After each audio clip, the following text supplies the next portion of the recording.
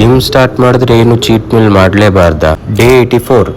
ಇವತ್ morning coffee ಕುಡಿದು ಜಿಮ್ಮಿಗೆ ಹೊರಟಿದ್ವಿ.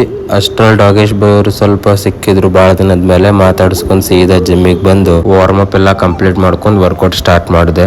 ನೀವ್ ಯಾರೆಲ್ಲ ಜಿಮ್ ಸ್ಟಾರ್ಟ್ ಮಾಡಿ ಈಗ ರೆಗ್ಯುಲರ್ ಆಗಿ ಜಿಮ್ಮಿಗೆ ಹೋಗಾಗ್ತೀರಿ ಅವರಿಗೆಲ್ಲ ಹೇಳತ್ತೀನಿ. ನೀವು ಜಿಮ್ಮಿಗೆ ಹೋಗಕ್ ಸ್ಟಾರ್ಟ್ ಮಾಡಿರ ಅಂತ ಹೇಳಿ ನೀವೇನು ಚೀಟ್ ಮಾಡ್ಲೇಬಾರ್ದು ಅಂತ ಹೇಳಿ ಏನು ಇಲ್ಲ. ನೀವೇನು ನಿಮಗೆ ಇಷ್ಟ ಆಗಿದ್ ತಿನ್ಬಾರ್ದು ಅಂತ ಹೇಳಿ ಏನು ರೂಲ್ಸ್ ಇಲ್ಲ. ಜಸ್ಟ್ ನಿಮಗ್ ಬೇಕಾಗಿರೋ ಒಂದು ಹೋಲ್ ಡೇ ಒಳಗೆ ಎಷ್ಟು ಕ್ಯಾಲರೀಸ್ ನಿಮ್ ಬಾಡಿಗೆ ಇಂಟೇಕ್ ಆಗ್ಬೇಕು ಅಂಡ್ ನೀವು ಎಷ್ಟು ಪ್ರೋಟೀನ್ ಇಂಟೇಕ್ ಮಾಡ್ಬೇಕು ಇದನ್ನಿಷ್ಟ ಕ್ಯಾಲ್ಕುಲೇಟ್ ಮಾಡ್ಕೊಂಡ್ರೆ ನಿಮಗ್ ಬೇಕಾಗಿದ್ದು ಒಂದು ನೀವು ಹೈ ಪ್ರೋಟೀನ್ ಡಯಟ್ ನ ಹೈ ಪ್ರೋಟೀನ್ ಒಂದು ಚೀಟ್ ಮೀಲ್ ನ ನೀವು ಏನಾದ್ರು ಕನ್ಸ್ಯೂಮ್ ಮಾಡಿದ್ರೆ ಟೋಟಲಿ ಓಕೆ, ಏನು ಪ್ರಾಬ್ಲಮ್ ಇಲ್ಲ. ನೀವು ಕರೆಕ್ಟ್ ಆರಾಮಾಗಿ ಚೀಟ್ ಮೀಲ್ ಮಾಡಬಹುದು.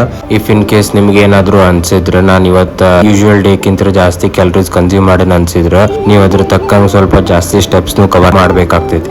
ನೀವು ನಿಮ್ ಬಾಡಿಗೆ ಎಷ್ಟು ಒಂದು ಕ್ಯಾಲರೀಸ್ ಬೇಕನ್ನೋದನ್ನ ಕರೆಕ್ಟ್ ಆಗಿ ಕ್ಯಾಲ್ಕುಲೇಟ್ ಮಾಡ್ಕೊಂಡ್ ತಿಂದ್ರೆ ಎಲ್ಲಾ ಫುಡ್ನು ಓಕೆ ಇರ್ತೈತಿ. ಇವತ್ತಿಗೆ ಇಷ್ಟ, ಮತ್ ನಾಳೆ ಒಂದು ವರ್ಕೌಟ್ ಸೆಷನ್ ಜೋಡಿ ಸಿಗೋಣ. Stay fit and focused. ಸಿಗುವ ನಾಳೆ. ಟಾಟಾ.